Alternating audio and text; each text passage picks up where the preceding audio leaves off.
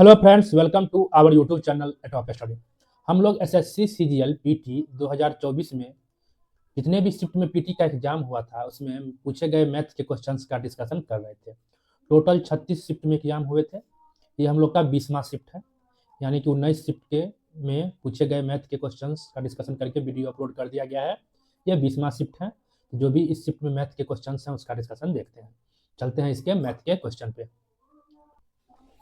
First question है, आप लोग टेलीग्राम पे जुड़ जाइए। वहाँ पे पहले हम इसका पीडीएफ देते हैं। पीडीएफ खुद बना लेना है, ठीक है। उसके बाद वीडियो को देखना है, इसलिए जुड़ जाइए, पीडीएफ वहाँ से डाउनलोड कर लीजिएगा। फर्स्ट क्वेश्चन है, पाइप ए और बी एक टैंक को क्रमशः 6 घंटे और 8 घंटे में पूरा भर सकते हैं। दोनों पाइपों को एक साथ 3 घंटे के लिए खोल दिया जाता है। उसके बाद पाइप ए को बंद कर दिया जाता है।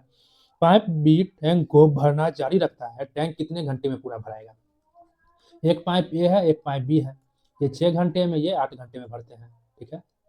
ये टैंक वाला क्वेश्चन तो बहुत बार हो ही चुका है पिछले शिफ्टों में। तो ध्यान से देखे होइएगा, उनसे बन ही जाएगा, ठीक है। सर्वप्रथम क्या लेते हैं हम लोग? एलसीएम लेते हैं, तो आ गया 24। कुछ भी लेंगे यहाँ पे सब पे बनेगा। एलसीएम इसलिए लेते हैं इन दोनों टाइम जो दे रखा है उससे पूरा पूरा कट जाए। तो उस टैंकी का जो पूरा कैपेसिटी है वो मानते हैं 24 लीटर का है, ठीक है। ये जो है 6 घंटे में 24 भरता है, तो पर घंटे कितना भरेगा? यानी कि नल ए का हम क्षमता पता करते हैं, 6 से 24 में भाग दीजिए। 6 चक 24 4। इसी प्रकार बी 8 घंटे लेता है, 8 से भाग दीजिए, 8 दिया 24 3। यानी ए जो है पर घंटे 4 भरेगा, बी जो है पर घंटे 3 भरेगा। दोनों पाइप एक साथ 3 घंटे चलते हैं। दोनों जब एक साथ चलेगा तो 4 और 3 दोनों मिलकर पर घंटे 7 भरेगा।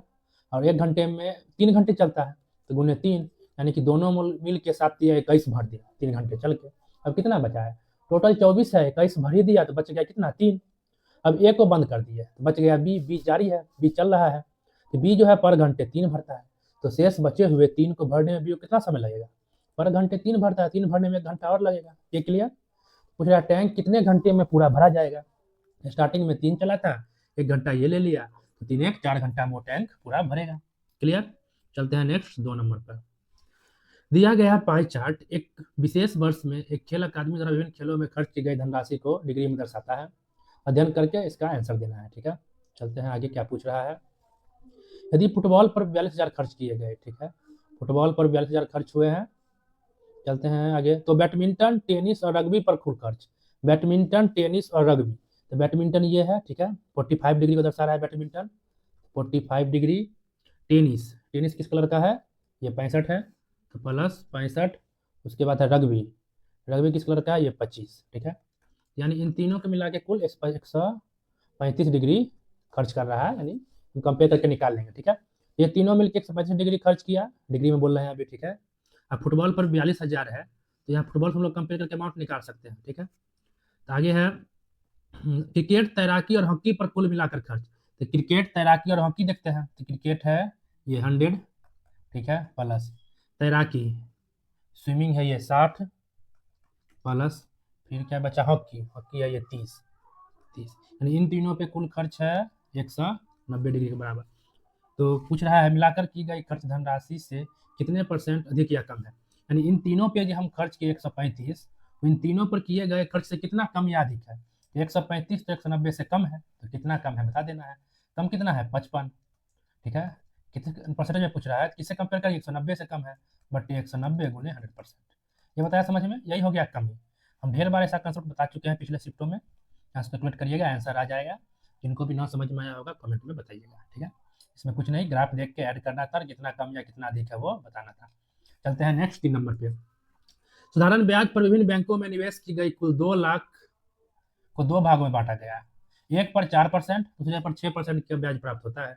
यदि एक वर्ष के अंत में पूर्ण राशि पर कुल इतना ब्याज के बराबर है तो बैंक में निवेश की गई राशि क्या है? देखिए 2 लाख को 2 पार्ट में निवेश किया, ठीक है। एक पर 4% ब्याज है, एक पर 6% ब्याज है, और ओवरऑल हमें 4.7% ब्याज के बराबर मिल रहा है। तो किस रेशियो हम लोग अमाउंट लगाए हैं या क्या क्या अमाउंट लगाए हैं वो पूछ रहा है।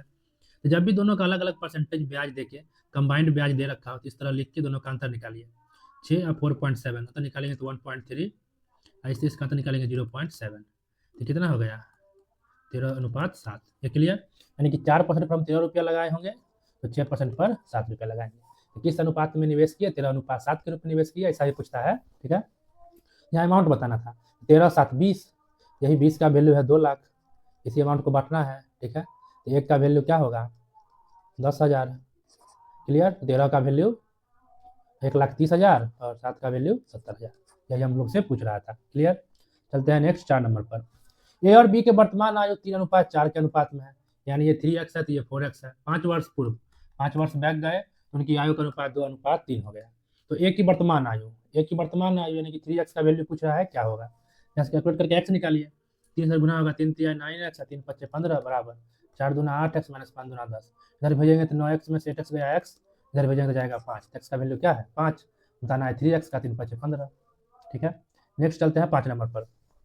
2 उम्मीदवारों के बीच चुनाव में 88% मत पाने वाले उम्मीदवार 684 मतों के बहुमत से जीत जाता है। डाले गए मतों की कुल संख्या कितनी है, डाले गए सभी मत वैध है, ठीक है। 2 उम्मीदवारों में एक को मिला 88% और सभी वैध हैं, एक को कितना मिला होगा, टोटल वोट तो 100% होगा, 100 में से 88 गया, एक को मिला होगा 12% वोट, क्लियर। तो कितना एक्स्ट्रा वोट मिला इधर 76%, तो ये कितना 76% एक्स्ट्रा वोट लाया, यानी इतने वोटों से वो जीता होगा, यही है 684 के इक्वल। 1% का वैल्यू 76 से 84 में भाग दीजिए 9 आ जाएगा, तो 100% का वैल्यू 9 गुने 100 900, यानी डाले गए मतों की कुल संख्या कितनी होगी 900, ठीक है। चलते हैं नेक्स्ट 6 नंबर पे। निम्नलिखित में से कौन सा भिन्न सबसे बड़ा है, सबसे बड़ा बताना है, ठीक है। देखिए 2/3 क्या होता है ये 0.66, ये क्लियर। ये देखिए 3/4 होगा, यानी कि ये 0.75, जो हल्का हो उसे ऊपर से ही देख लीजिए। ये देखिए 53 6 बहुत कम है, अगर आधा आधी रहता, मान लेते हैं 53 है, यहाँ पर रहता इसका आधा लेते हैं करीब 26 रहता है, बटा 53 0.5 के पास आता है, बट 6 कितना कम है, यानी कि 0.5 से बहुत नीचे जाने वाला है, 0.12 के आसपास आएगा। सबसे छोटा ये है खत्म, 0.66 से ये खत्म, ये तो 0.75 है, तो ये और ये में से कोई आंसर होगा, ये बताया समझ में। इतना बट्टे 90 या 3/4 यानी कि 0.75 है, ये क्लियर। 3/4 था, 3/44 का मतलब। अब यहाँ समझिए, ऊपर 3 हिस्सा है, नीचे 4 हिस्सा है, तो 0.75 होता है। अगर ये 3 से थोड़ा भी बढ़ता है 3.1/4 होता है, तो 0.75 से थोड़ा अधिक ही होगा, ये समझ में आ रहा है इतना बात। इधर बढ़ेगा तो ये भी बढ़ेगा, वही बात यहाँ देखिए 90 है, इसका हम देखते हैं ये जो है इसका 3/4 है कि नहीं 90 का, तो 90 का 3/4 क्या होता है, 1/4 आधा होगा 45, उसका आधा होगा 22.5, आता रहा समझ में। तो 22.5 1/4 होगा, तिगुना किए तो करीब आ गया 66, 67.5 आ रहा है करीब करीब, 67.5/90 रहता तब ये 0.75 आता, बता रहा है समझ में, थोड़ा सा ज़्यादा ही है, कहने का मतलब 0.75 से ये अधिक है, तो ये इसका आंसर होगा। हम मतलब इसमें यही बताना चाहे, हमें मतलब पेन छूने की आवश्यकता नहीं है, हम ऊपर से ही पकड़ लिए 0.6 से ये छांट लेते, ये छांट लेते, 0.75 ये हमको देख के ही क्लियर होता है, उसी प्रकार देख के ही समझ जाते 0.75 अधिक हो रहा है, तो तुरंत इसको मार के निकल जाते हैं। तो ये बात बताना चाह रहे हैं, नहीं तो जो सब नए हैं वो अपना भाग दे तत्काल चेक कर लीजिए, ठीक है। इसमें बहुत सारे कंसेप्ट भी लगते हैं, जब इसका स्पेशल वीडियो बनेगा उसमें बहुत सारे बात बताएंगे। तो सबसे बेस्ट है ऊपर से पकड़ना, समझ रहे हैं तो उससे बेस्ट कुछ नहीं है। चलते हैं नेक्स्ट 7 नंबर पर। यदि tan थीटा बराबर 8/15 है तो इसका मान क्या होगा बताना है। √1 माइनस साइन थीटा बटे 1 प्लस साइन थीटा, दोनों में रूट है इसलिए पूरा का रूट कर दिया।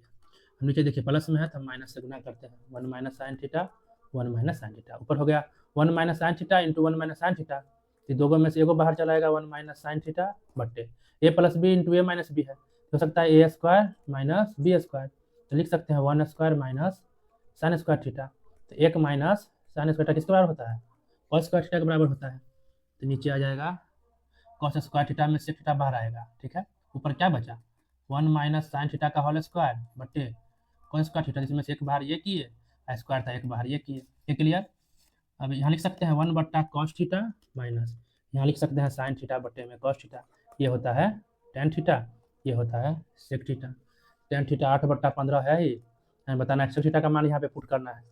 sec थीटा क्या होता है कर्ण बट्टे में आधार, तो tan थीटा बराबर होता है लंब बट्टा आधार, तो लंब है 8 आधार है 15, तो कर्ण कैसे निकलेगा, तो कर्ण बराबर होता है √अंडर लंब स्क्वायर यानी कि 15 का स्क्वायर, आधार स्क्वायर 8 का स्क्वायर, यहाँ से कर्ण आ जाएगा 17, कर्ण 17 आधार क्या है 15, यानी कि 17/15 यहाँ पुट करके अभी घटाव कर दीजिए, आ जाएगा आंसर, ठीक है। या डायरेक्ट यहाँ से लंब कर्ण आधार हमको पता चल ही गया था, यहाँ पुट कर दीजिए साइन थीटा लंब बट्टा कर्ण पुट के अभी घटाव करके हल कर लीजिए, तो कैसे ही बनाइए, इसको रख के कैलकुलेट कर लेना था, ठीक है। चलते हैं नेक्स्ट 8 नंबर पे।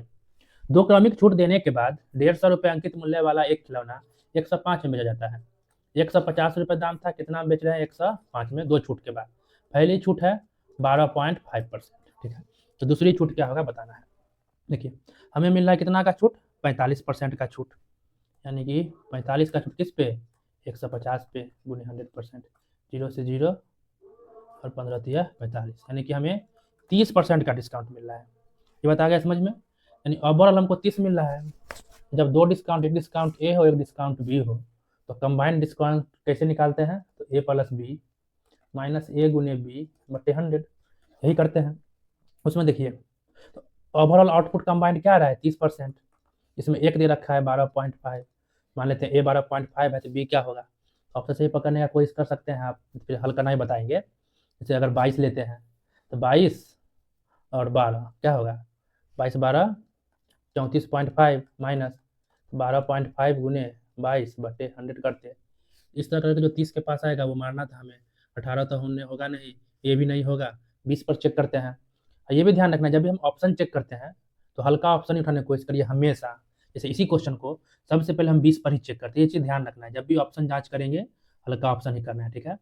तो 12.5 और 30 लेते हैं तो जोड़ के क्या हो जाएगा, 20 लेते हैं सॉरी, तो 32.5 माइनस 12.5 गुने 20 बटे 100, क्लियर। ये उड़ेगा नीचे और 100, 0 से 0, 2 से कटा 50, 5 से कटेगा 25 बटा 10 है 2.5 आया, देखिए घट के 30 आ गया, यानी 30 आ रहा है मतलब 20% क्या होगा इसका सही आंसर।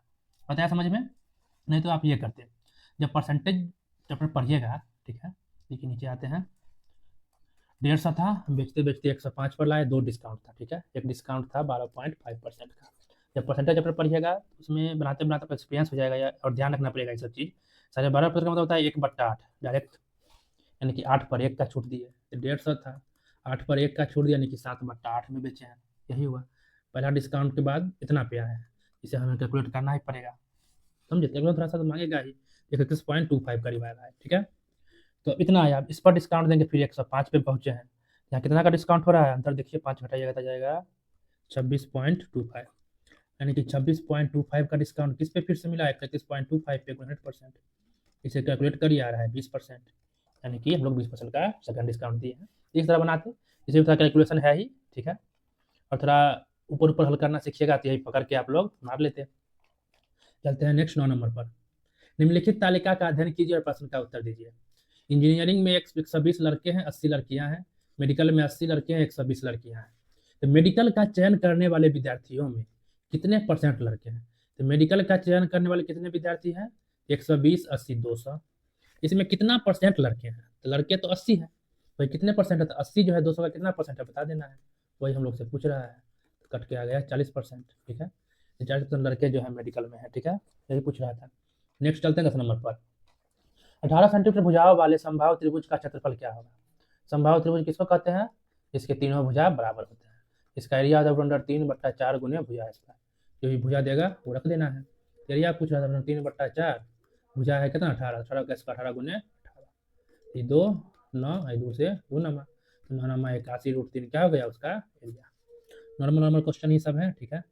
चलते हैं नेक्स्ट, एक त्रिभुज पी क्यू आर में, एक त्रिभुज है P Q R, P Q बराबर पी आर, ये जो है इसके बराबर है, पी टी जो है क्यू आर पर लंब है, पी टी यदि पी क्यू है 17, पी टी है 15, तो पी क्यू 17 तो पी आर भी क्या होगा 17, तो क्यू आर की लंबाई, ये पूरा लंबाई क्या होगा हमसे पूछ रहा है, देखिए ये 90 है, इधर भी 90 ही होगा, तो पी टी क्यू एक समकोण त्रिभुज बन रहा है, इस प्रकार पी टी आर भी एक समकोण त्रिभुज बन रहा है, तो पी टी क्यू में देखिए 90 सामने वाला कर्ण होगा, 15 लंब होगा और क्यू टी क्या होगा आधार होगा, तो समकोण त्रिभुज पी टी क्यू में देखिए कर्ण पी क्यू का स्क्वायर लंब पी टी का स्क्वायर आधार क्यू टी का स्क्वायर के बराबर होगा, क्या है कि लंब स्क्वायर होता है कर्ण, कर्ण स्क्वायर होता है लंब स्क्वायर प्लस आधार स्क्वायर, पी क्यू है 17, 17 का स्क्वायर, पी टी है 15, 15 का स्क्वायर प्लस क्यू टी का स्क्वायर, 17 का स्क्वायर 289, इधर भेजेंगे घट के, 15 का स्क्वायर 225 बराबर क्यू टी का स्क्वायर, घट के आ गया 64 बराबर क्यू टी का स्क्वायर, यहाँ से क्यू टी बराबर क्या जाएगा 8, तो क्यू टी 8, उसी प्रकार निकालेंगे तो टी आर भी आएगा 8, पूरा क्यू आर का वैल्यू 8 8 16, क्लियर, क्यू आर का माप 16 सेंटीमीटर। चलते हैं नेक्स्ट 12 पे, दिए गए आंकड़ों में शर्ट और ट्राउजर के क्रय मूल्य का अनुपात बताना है, ठीक है।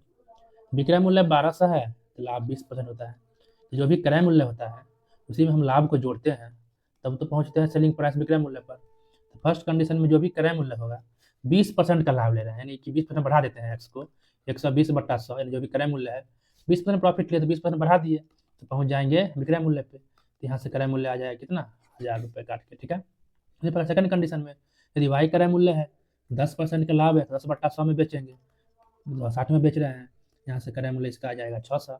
दोनों के क्रय मूल्य का अनुपात पूछ रहा है, पहला 1000 और दूसरा 600, काट दीजिए 5/3, 5:3 क्या होगा, उससे क्रय मूल्य का अनुपात।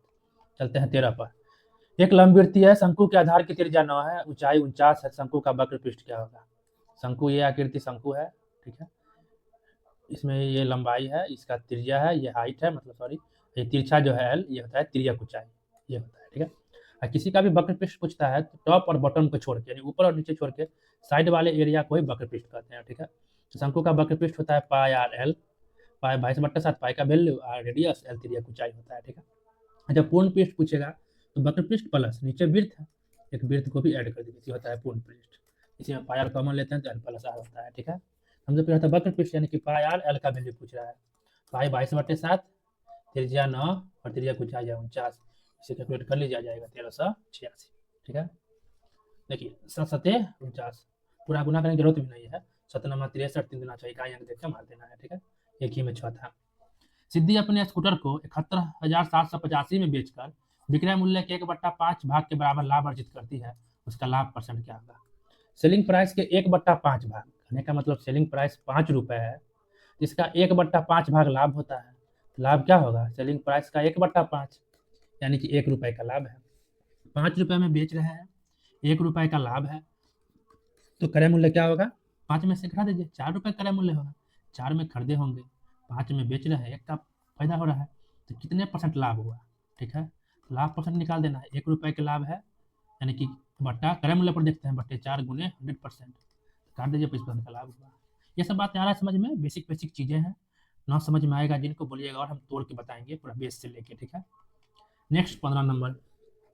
51 kg वजन वाले एक छात्र के स्थान पर एक नया छात्र आ जाने पर 10 छात्रों का औसत वजन आधा kg बढ़ जाता है, तो नए छात्र का वजन ज्ञात करें। अगर 51 kg के छात्र की जगह 51 kg का ही आता उसके जाने के बाद, तो एवरेज में कोई चेंजिंग होता नहीं होता, ताकि जो गया वैसा ही वापस एक आ गया, कोई चेंजिंग नहीं। बट 51 kg जाने के कारण 10 छात्रों का एवरेज में बढ़ोतरी हो गई, यदि 51 का ना तो चेंजिंग ना होता, 10 छात्रों में हर एक के वजन में हाफ के, यानी कि 1/2 kg की बढ़ोतरी हुई, यानी ओवरऑल 5 kg बढ़ना हुआ, तब तो हर एक के हिस्सा में आधा kg बढ़ा। तो जो भी नया व्यक्ति आया होगा 51 की जगह पर, वो 5 kg एक्स्ट्रा वजन लेके आया है, 51 5 56 kg का आदमी आया होगा, बता रहे समझ में। चलते हैं नेक्स्ट 16 पर।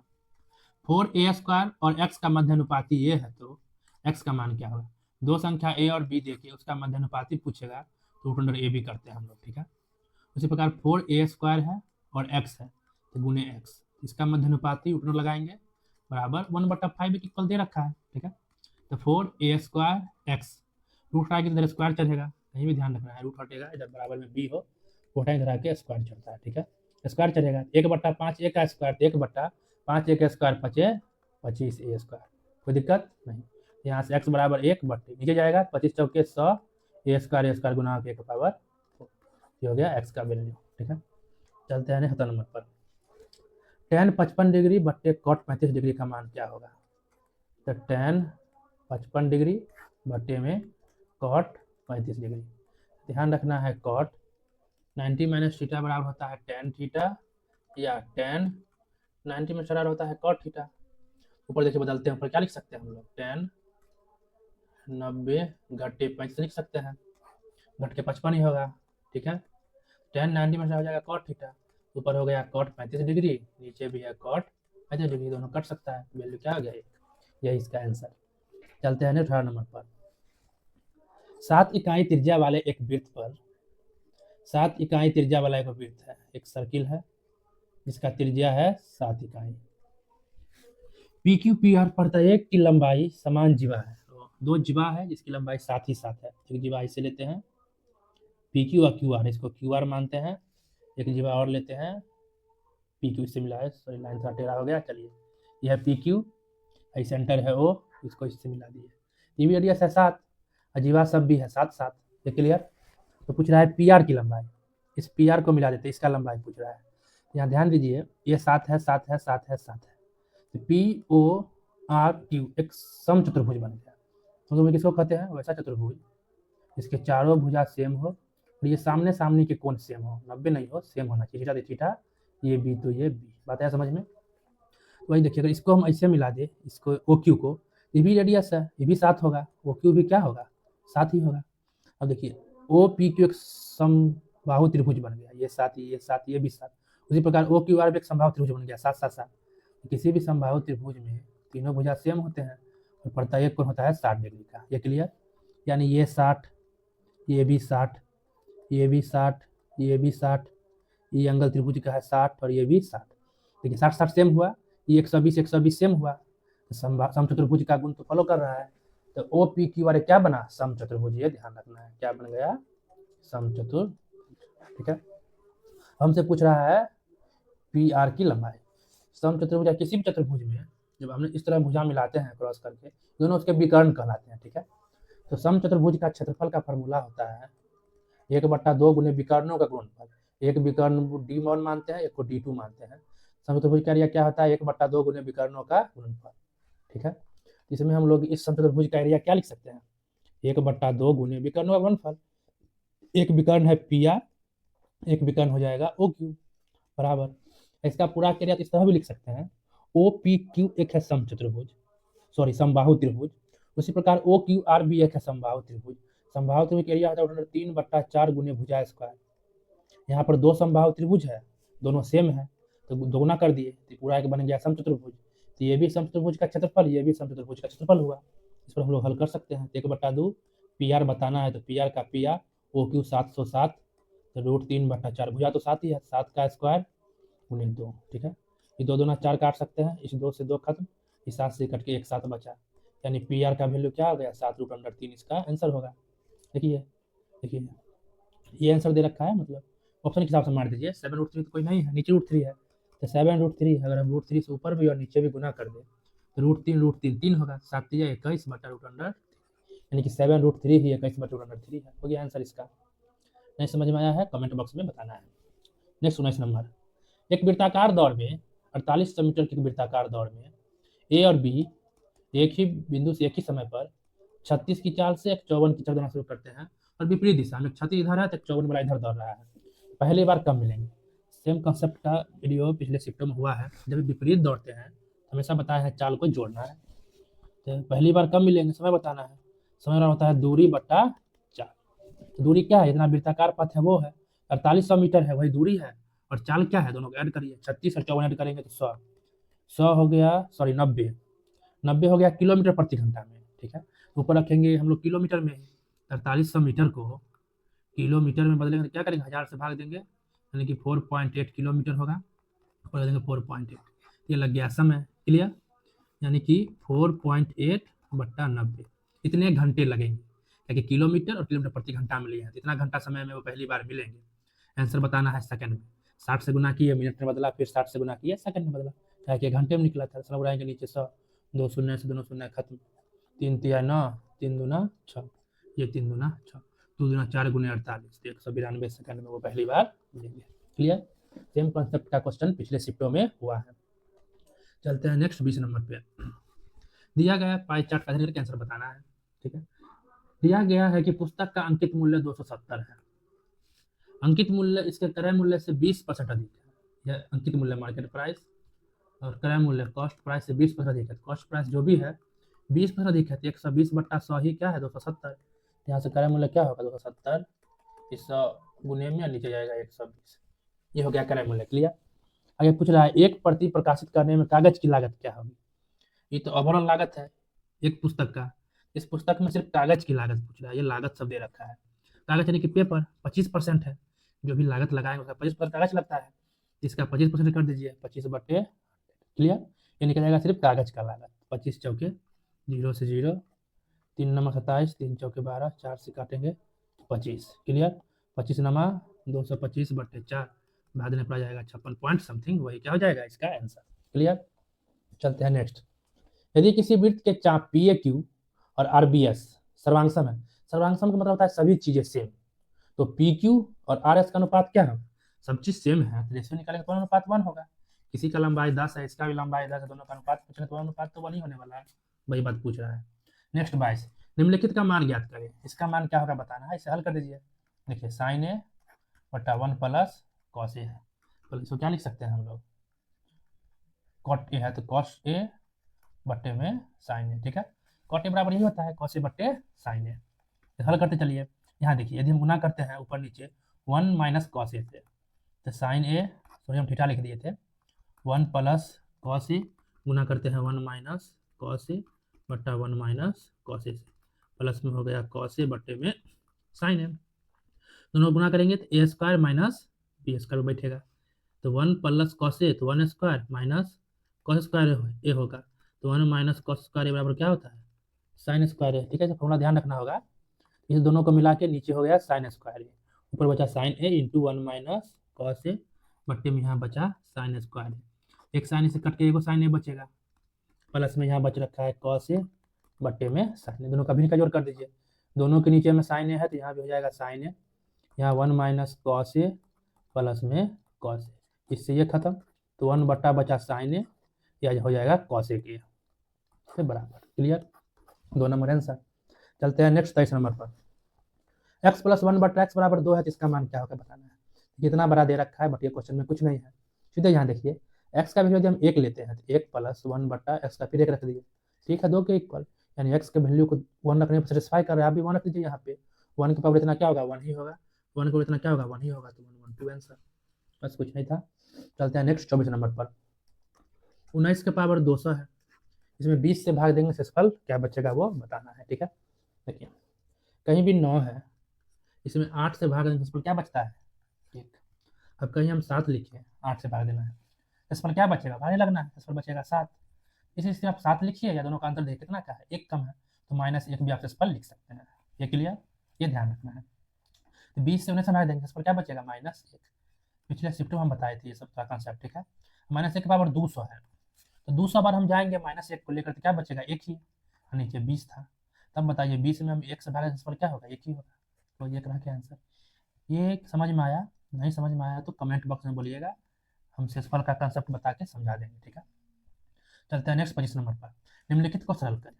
ऊपर देखिए A Q minus B Q पे बच रहा है, ठीक है। तो A Q minus B Q बराबर होता है A minus B into A square plus A B plus B square. वहाँ देखिए A Q minus B Q है, इसको फॉर्मूला पर बैठाइएगा, A minus B 7.3 minus 4.7 into, जो भी विस्तार करेंगे यही चीज़ आएगा, यही चीज़ यहाँ आना है और बट्टा में वही चीज़ नीचे है, दोनों कट जाएगा, बताया समझ में। यानी 7 माइनस 3 माइनस 4.7 अंतर निकाल दिए, वही आंसर हो जाएगा, अंतर आ जाएगा 2.6, वही हो गया इसका आंसर।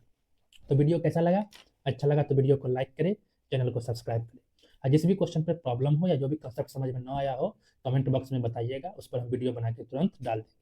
टेलीग्राम से आप लोग जुड़ जाइए, वहाँ पहले PDF मिलेगा, उस PDF को डाउनलोड करके खुद बना लेना है, बन गया सही है, नहीं बना तो वीडियो देख लेना है, ठीक है। इसी प्रकार मिलते हैं नेक्स्ट वीडियो में नेक्स्ट शिफ्ट में, तब तक के लिए बाय।